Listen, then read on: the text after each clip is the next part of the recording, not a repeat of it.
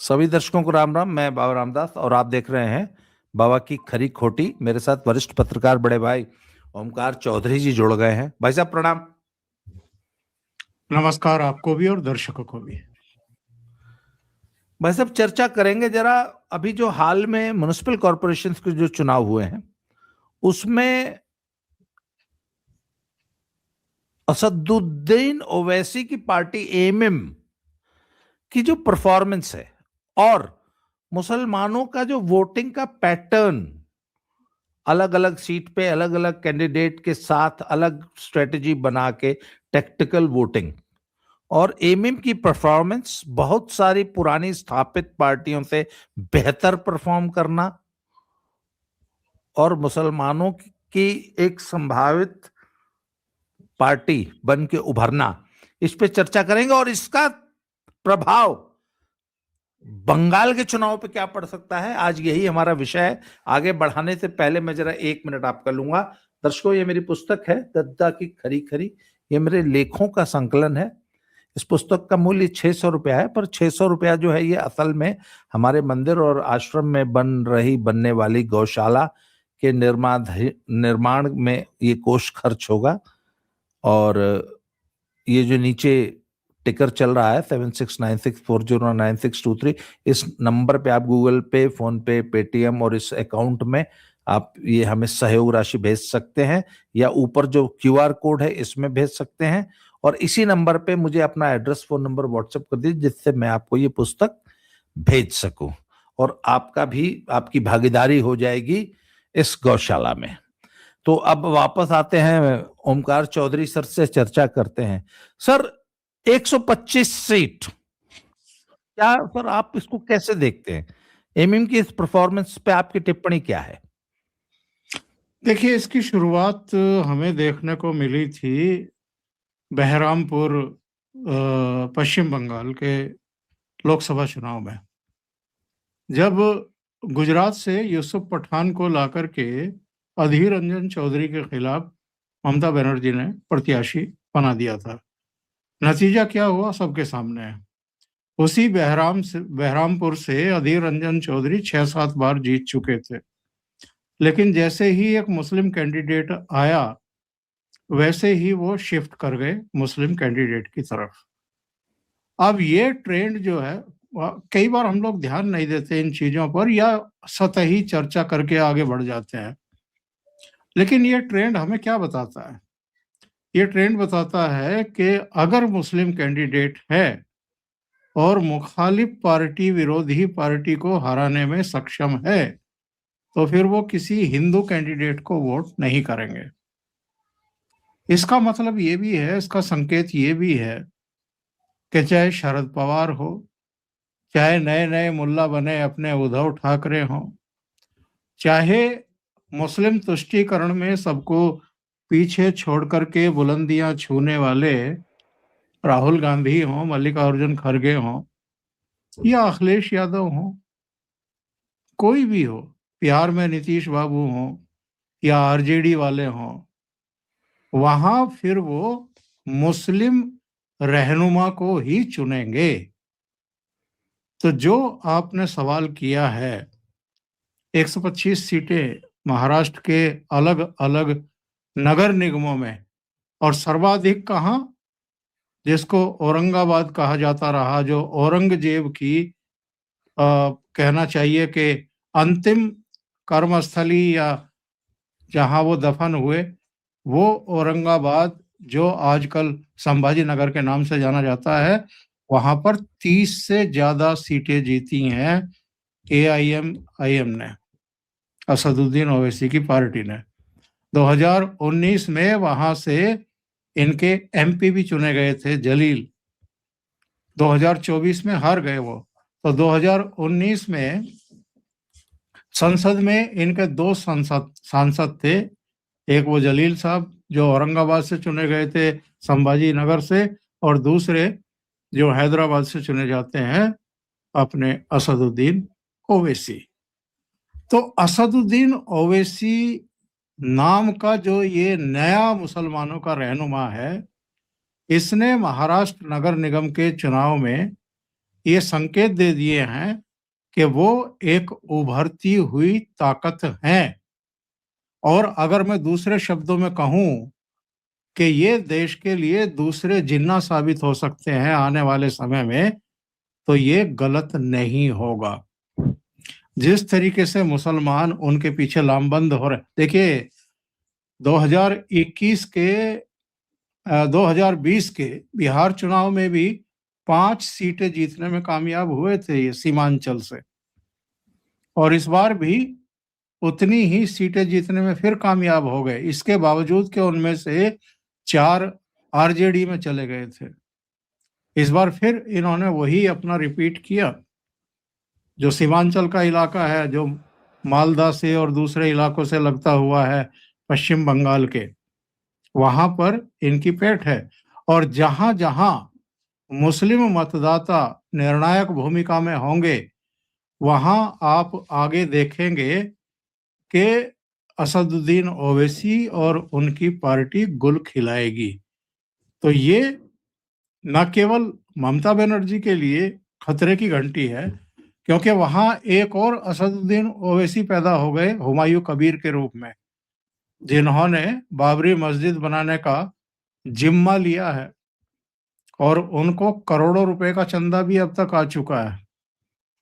तो वहां पर दो दो असदुद्दीन ओवैसी होंगे, एक ओरिजिनल और एक हुमायूं कबीर के रूप में, और इन दोनों ने गठजोड़ कर लिया तो आप समझ सकते हैं कि ममता बनर्जी का बैंड बज जाएगा पश्चिम बंगाल में।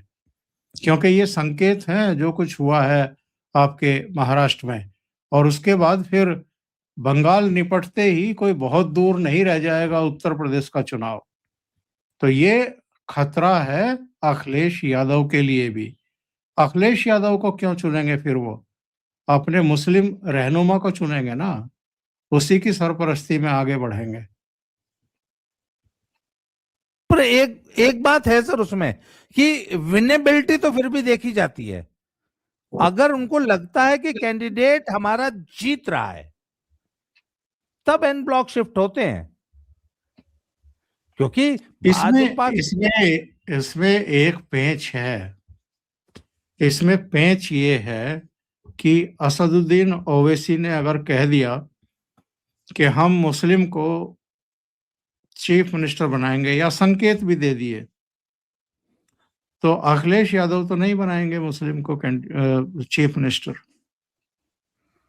तो फिर वो लोग असदुद्दीन ओवैसी के पीछे जाएंगे, और जितनी hard line openly Asaduddin Owaisi ले रहे हैं आजकल अलग अलग मुद्दों पर, और वो हिंदुओं की बात भी करते हैं। अखिलेश यादव और ये राहुल गांधी तो हिंदुओं की बात करने में हिचकिचाते हैं। और जो पहलगाम हुआ था उसमें भी एक राष्ट्रवादी जैसे सुर पकड़ लिए थे असदुद्दीन ओवैसी ने। जो 32 देशों में हमारे यहाँ के 7 सांसदों के डेलीगेशन भेजे गए थे, उनमें भी वो शामिल थे और बड़े वोकल थे। कई मुस्लिम देशों में जाकर के उन्होंने पाकिस्तान की और आसिम मुनीर की ले दे की थी और मजाक उड़ाई थी, और उनकी कटु आलोचना की थी। तो वो एक लाइन ले रहे हैं, उनको पता है कि भविष्य में किन चीजों से कामयाबी मिल सकती है, क्योंकि वो ये भी जानते हैं कि अकेले मुस्लिम वोटों से तो कहीं कामयाबी नहीं मिल सकती है। इसलिए वो हैदराबाद में भी केवल वो वाली हार्ड वाली लाइन नहीं लेते हैं। मार्केट में गुजरते हैं तो वहां भी हिंदुओं की दुकानों पर भी जाएंगे, दूसरे लोगों से भी मिलेंगे। ऐसे ही वो हर जगह यही अपना जो अल तकिया वाला इनका रहता है कि मीठे मीठे बोलो, बहुत अच्छी अच्छी बातें करो, और एजेंडा अपना वही चलाओ जो आपके दिमाग में है, दिल में है। जो एक बार आरफा खानम ने भी कहा था शाहीन बाग में। तो मुझे लगता है कि बड़ी चालाकी के साथ वो राजनीति चल रहे हैं और पत्ते फेंट रहे हैं, और ये किसी और के लिए खतरा नहीं है। ये ममता बनर्जी, अखिलेश यादव, शरद पवार, कांग्रेस की लीडरशिप और जो भी क्षेत्रीय दल हैं जो मुस्लिम वोटों के आसरे और कुछ अपने लोकल उनके जातिगत समीकरण भिड़ा करके जो कामयाबियां हासिल करते थे, सत्ता की सीढ़ियां चढ़ते थे, उनके लिए एक नया खतरा असदुद्दीन ओवैसी के रूप में प्रकट हो चुका है। अच्छा, आपने कहा महाराष्ट्र के बाद पहले बंगाल, उसके बाद यूपी। जी हाँ। सर, यूपी में तो 140 सीटें ऐसी बताई गई, 138, जहां इनका पूरा इन्फ्लुएंस है, परंतु उसमें अपने बल पे जीतने लायक कि अगर कोई मुस्लिम कैंडिडेट आ जाए और उसको एन ब्लॉक शिफ्ट करके जो जीती जा सकती हैं सीटें, उनकी संख्या लगभग 40 है। तो अपने बल पे कोई निर्णायक जीत की तरफ तो नहीं बढ़ सकते, परंतु यदि उसमें रावण जैसा कोई एलिमेंट, आपके आजम खान साहब जैसा कोई एलिमेंट जुड़ जाता है, कोई टॉप अप, तब तो निश्चित रूप से बहन जी के साथ कोई प्रीपोल अलायंस जैसी कुछ टैक्टिकल अंडरस्टैंडिंग, ये तमाम संभावनाएं सर अखिलेश की नींद तो उड़ाने के लिए वाकई बड़ा आप मुझे भारी। एक बात बताओ ना, जब नगीना से ये चंद्रशेखर जीता, उसमें मायावती का क्या कंट्रीब्यूशन था?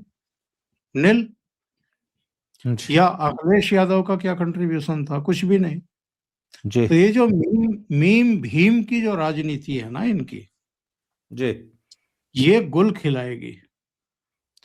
दूसरी बात ये है कि उसने अगर एक दो सवाल उछाल दिए, और ये सवाल भी उछाल दिया कि भाई आप ये बताओ कि ये अखिलेश यादव, छोड़ दो चीफ मिनिस्टर किसको बनाते हैं किसको नहीं बनाते हैं, मुस्लिम को बनाते हैं कि नहीं बनाते हैं, और प्रदेश अध्यक्ष किसी मुस्लिम को क्यों नहीं बनाया अभी तक, अगर मुस्लिमों के रहनुमा हैं तो? अगर इस तरह के सवाल खड़े कर दिए, और देखिए ये सब जान चुके हैं कि मायावती के पल्ले में अब बस वो 10-12% वही बचे हैं जो उनके साथ डे वन से हैं, DS4 के जमाने से है, जब काशीनाथ और मायावती ने DS4 बनाया था 80 के दशक में। उस समय तक जो तबका उनके साथ है वही उनके साथ बचा हुआ है। बाकी जो अतिरिक्त उनके साथ आकर के जुड़ते थे वो अब हट चुके हैं। तो जब इतनी कमजोर अवस्था में वो पहुंच गई हैं, तो उनसे तो आप चमत्कार की उम्मीद यहाँ से करिए मत। और पिछले दिनों प्रेस कॉन्फ्रेंस की थी अपने जन्मदिन पर, तो उन्होंने कहा था कि ये ठाकुरों की, ब्राह्मण विधायकों की जो असंतोष की खबरें आ रही हैं, जो मीटिंग्स हो रही हैं, हम तो अतीत में भी ब्राह्मणों को और ठाकुरों को बड़ा सम्मान देते रहे हैं। यानी एक अवसर तलाश करने की कोशिश कर रही हैं कि किसी तरीके से कुछ अतिरिक्त जुड़ जाए उनके साथ। तो जो एक मरी गिरी स्थिति में पहुंच गई हैं, एक ही MLA जीत के आया था ना 2022 में, और अब पार्लियामेंट में केवल राज्यसभा में एक बचा हुआ है, वो भी अक्टूबर-नवंबर में निकल लेगा। तो पार्लियामेंट में भी इनका कोई सदस्य नहीं बचेगा, और उत्तर प्रदेश में तो एक ही MLA है। तो ये हालत हो गई है। एक समय था जब 206 सीटें लेकर के आई थी 2007 में, 30% वोट लेकर के आई थी, 30% से भी ज्यादा का इनका शेयर था वोट बैंक में। आज क्या स्थिति है? 12.67% वोट रह गया और एक MLA रह गया। तो ये जो जमीन छोड़ी है इन्होंने, उस पर बीजेपी ने कब्जा किया है। बीजेपी ने प्रतिनिधित्व दिया है उन सारे वर्गों को, छोटी छोटी जातियों को भी प्रतिनिधित्व दिया है।